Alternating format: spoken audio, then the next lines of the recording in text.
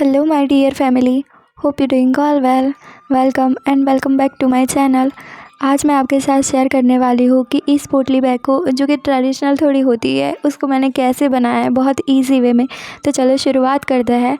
तो सबसे पहले आपको कुछ ऐसा राउंड शेप वाला चाहिए होगा जिससे कि आप कार्डबोर्ड को कट कर पाओ, और आपको पेपर भी थिक लेना है क्योंकि हमें सबसे पहले इस पोटली बैग का बेस बनाना होगा। तो मैंने ऐसे 3 राउंड शेप के 3 राउंड को कट कर लिया था। वैसे अगर आपके पास कोई हार्ड पेपर हो तो वो एक भी चलेगा, वैसे मेरे पास नहीं था तो मुझे ठीक बेस बनाना था, इसीलिए मुझे 3 पेपर को कट करना पड़ा। और उसके बाद उसे और ज़्यादा स्ट्रॉन्ग बनाने के लिए मैंने उस पर कैनवास लगा दिया था। आपको पता ही होगा कि अगर हम कुछ ऐसी चीज़ पहनते हैं उसके नीचे कैनवास लगा होता है जिसकी मदद से वो चीज़ थोड़ी हार्ड बन जाती है। तो मैंने इस कैनवास को लिया और उसे अच्छे से लगा दिया, ठीक है। और गाइस, मुझे यहाँ पर बड़ा मसला कौन सा लगा, मुझे ऐसा लगा कि अगर मैंने कोई एक ही ऐसा पेपर ले लिया होता बहुत ज़्यादा स्ट्रॉन्ग तो मुझे ऐसे 3 कट करके लगाने नहीं पड़ते। अब हमें इन तीनों राउंड को एक दूसरे के साथ चिपकाना है, उसके लिए मैंने फेविकोल को यूज़ किया। उसके बाद एक के ऊपर एक सारे राउंड को चिपका दिया। उसके बाद मैंने इसे अच्छे से स्टिच भी कर दिया था क्योंकि हो सकता है कि गम की वजह से अगर वो निकल जाएगा तो आगे हमें प्रॉब्लम आएगी। उसके बाद हमें उसके ऊपर एक फैब्रिक लगाना है जिसका उपयोग हम पोटली बैग बनाने के लिए करेंगे। तो मैंने इसे बेस पर भी लगा दिया। उसके बाद एज यू कैन सी मैंने इसको अच्छे से स्टिच कर दिया है। गाइस, आप इसे हाथों से भी कर सकते हो। और उसके बाद आप देख सकते हो बाहर से एकदम परफेक्ट लगना चाहिए, अंदर से अगर आपको ऐसा कुछ दिखाई देता है तो इसका कोई मसला नहीं है क्योंकि इसे तो हमें काट ही देना है, वैसे जो बचा हुआ फैब्रिक है उसे तो मैंने उसे काट दिया था। उसके बाद आप देख सकते हो कि कितना क्लियरली अच्छे से पीछे की साइड बहुत अच्छे से स्टिच हो गया है। तो ये हमारा बेस बन गया है। उसके बाद हमें इसका लेंथ चेक करना है क्योंकि उसके साइज़ के अकॉर्डिंग हमें हमारा फैब्रिक लेना है। तो मैंने एक जगह पर ब्लू पेन से निशान बना दिया था। अब हमें मेज़रिंग टेप से मेज़र करना है कि इसकी लेंथ कितनी है, जिससे कि हमें पता चल जाएगा कि हमें कितनी लेंथ का फैब्रिक लेना है। गाइस, अगर उसकी लेंथ यानी कि इस राउंड की लेंथ 14 है तो हमें 15 जितना फैब्रिक लेना पड़ेगा। अगर आगे कुछ बचेगा तो वो हमें स्टिच करने में काम आएगा। तो आप देख सकते हो कि मैंने इस फैब्रिक का उपयोग किया है। ये फैब्रिक थोड़ा सिल्क टाइप का है क्योंकि मुझे थोड़ा हैवी लुक दिखाना था। और अगर आप किसी भी चीज़ में सिल्क टाइप का या फिर शिफॉन का यूज़ करते हो तो वो बहुत ज़्यादा हैवी लगता है। और वेलवेट का भी आप यूज़ कर सकते हो। मैंने ऐसे वेलवेट बटवा लिया था, वो भी मुझे बहुत ज़्यादा अच्छा लगा था, तो मुझे इस बार ऐसा बनाना था। उसके बाद हमें इस फैब्रिक को चारों ओर से अच्छे से स्टिच कर लेना है। एज यू कैन सी चारों साइड घुमाकर मैं देख रही हूँ कि कितना अंदर से फैब्रिक बच रहा है। मैं दिखा रही हूँ वैसे आप जब एम्ब्रॉयडरी को ख़त्म कर देते हो उसके बाद आपको वैसे ही इसको लगाना है। सिर्फ मैं अभी अंदाज़ा लगा रही थी, प्रेडिक्ट कर रही थी कि ये किस तरीके से होएगा। उसके बाद हमें सीधी सीधी लाइन ड्रॉ करनी है जिसके ऊपर हमें एक मार्जिन मिल जाएगा, हमें एक अंदाज़ा मिल जाएगा कि हमें किस जगह पर हमारी एम्ब्रॉयडरी की डिज़ाइन बनानी है।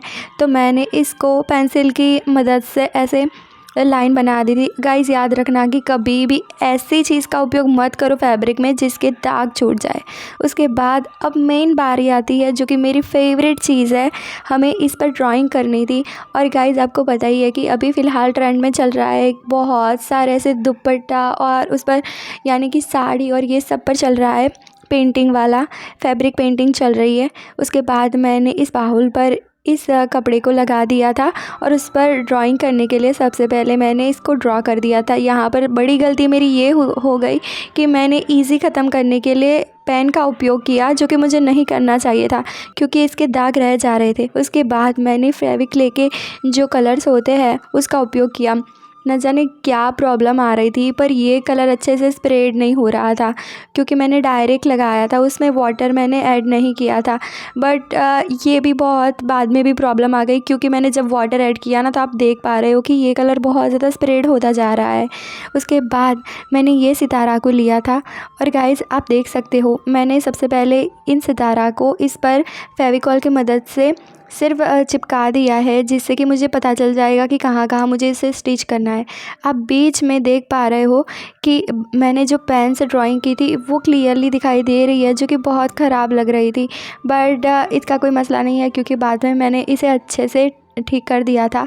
अब आप देख पा रहे हो कि मैं कैसे सितारा को स्टिच कर रही हूँ। आपको सितारा के बीच वाले होल में सुई को पिरोना है, उसके बाद वहीं से सुई को बाहर निकालना है और आगे वाले सितारा में उसको ले जाना है, तभी वो अच्छे से स्टिच होगा।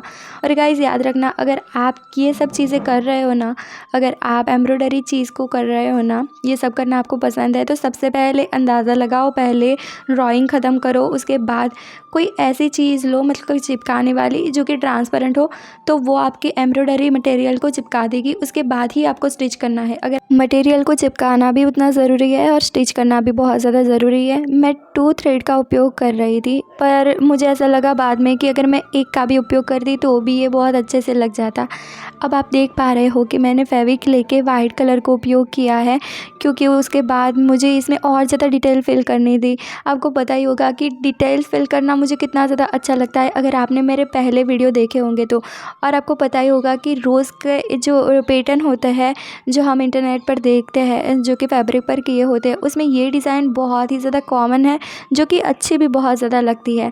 तो मैंने मेरे मेकअप ब्रश से इसको अच्छे से लगा दिया था। और येलो कलर मैंने किया था, वो भी मेरी एक गलती ही हो गई थी, क्योंकि वहाँ पर येलो कलर नहीं करना था।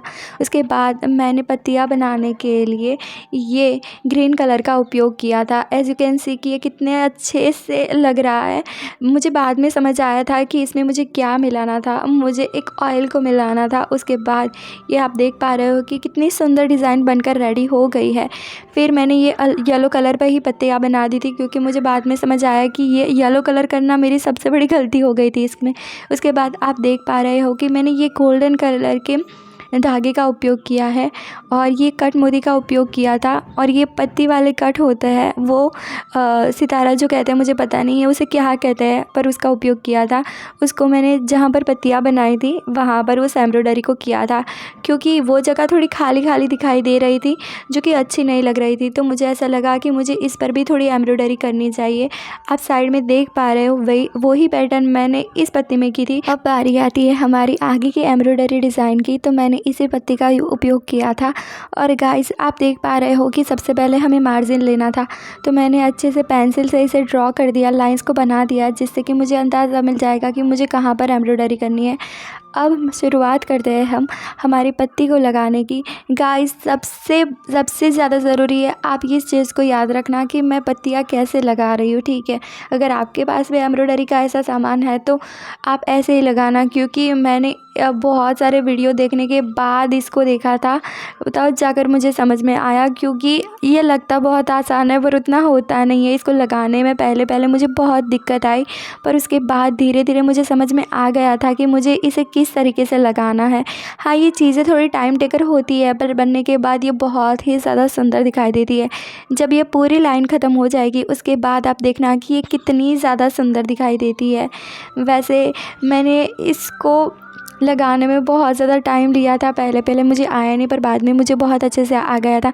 आप देख पा रहे हो कि ये लाइन कितनी ज़्यादा सुंदर दिखाई दे रही है। उसके बाद मैंने इस सितारा को 3 जगह पर 3 पत्तियाँ होती है वैसे लगाया था, जो कि बहुत ज़्यादा सुंदर दिखाई दे रहा था।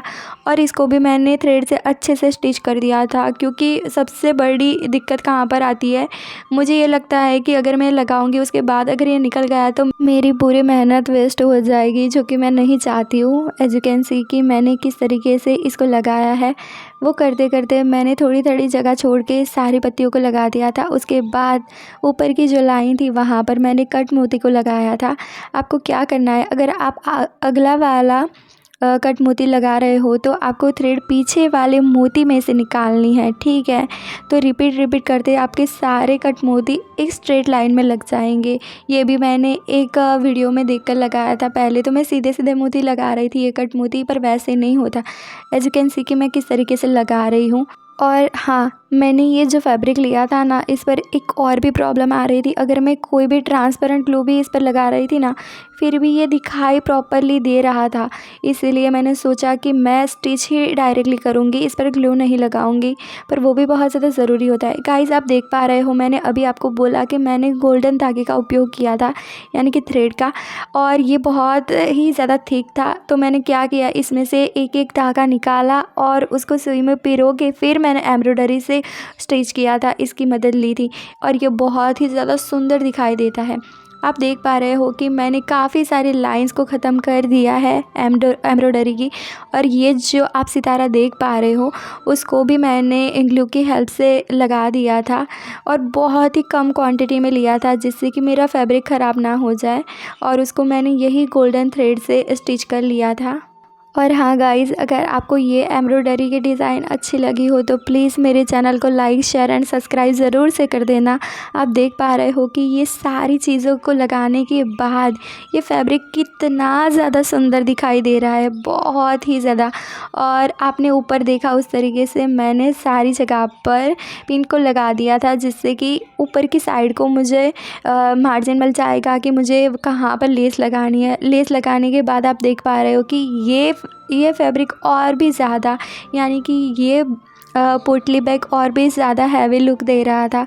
उसके बाद हमें क्या करना है कि ऊपर की जो साइड है जहाँ पर बहुत ज़्यादा खाली खाली दिखाई दे रहा था, उसको मैंने मेरे फेवरेट ग्लू से चिपका दिया था, आप देख पा रहे हो। और ये जो स्टोन थे ना, वो वन साइड से कट थे, जो कि बहुत ज़्यादा सुंदर दिखाई दे रहे थे, और उसको थ्रेड से नहीं, कोई ग्लू से ही लगाया जा सकता है। तो आप देख पा रहे हो कि मैंने थोड़ी थोड़ी जगह छोड़ के इसको अच्छे से स्टिच कर दिया था। लगने के बाद ये बहुत ज़्यादा सुंदर दिखाई दे रहा था। अब आपको क्या करना है कि जो आपने बेस बनाया था वहाँ पर आपको ग्लू की हेल्प से इसको अंदर से ऐसे चिपका देना है। लगने के बाद ये कुछ इस तरीके का लगेगा, पर हमने साइड में अभी भी स्टिच नहीं किया है, इसलिए अभी भी प्रॉपर लुक नहीं आ रहा है। सो हमें उसको पीछे से स्टिच कर देना है। आप देख पा रहे हो, इस जगह से हमें अंदर की साइड इसको स्टिच कर लेना है। अब आखिर में जो बात आ रही है वो है हमारी पोटली बैग को बंद करने के लिए मैंने इस चीज़ को लिया है, यानी कि ये जो थ्रेड आपको ठीक दिखाई दे रहा है उसको, इसके एंड में मैंने 2 मोती भी लगा दिए हैं, जो कि बहुत ही ज़्यादा सुंदर दिखाई दे रहे थे। ये पूरी पोटली बैग को बहुत अच्छा लुक दे रहे थे, क्योंकि एक यही चीज़ थी जो खाली खाली दिखाई दे रही थी। तो लास्ट में मैंने ये 2 मोती लगा दिए। और गाइस, लास्ट में मैंने क्या किया, जो उसका एंड होता है ना, उसको मैंने ऐसा खुला छोड़ दिया था, वो थ्रेड को अलग अलग कर दिया था, जो कि बहुत ज़्यादा सुंदर दिखाई दे रहा था। और लास्ट में मैंने जो एंड वाला मोती है वहाँ पर ग्लू लगा दिया था, जिससे कि वो मोती निकल ना जाए। अब मैं आपको इस पोटली बैग को बंद करके दिखा रही हूँ कि ये कितना ज़्यादा सुंदर लुक दे रहा है। तो गाइज़, इसको करने में मेरी बहुत ज़्यादा मेहनत लगी है। अगर आपको ये मेरा वीडियो अच्छा लगा हो तो प्लीज़ मेरे चैनल को लाइक, शेयर एंड सब्सक्राइब कर देना। बाय बाय, बहुत जल्द मिलते हैं एक न्यू वीडियो के साथ।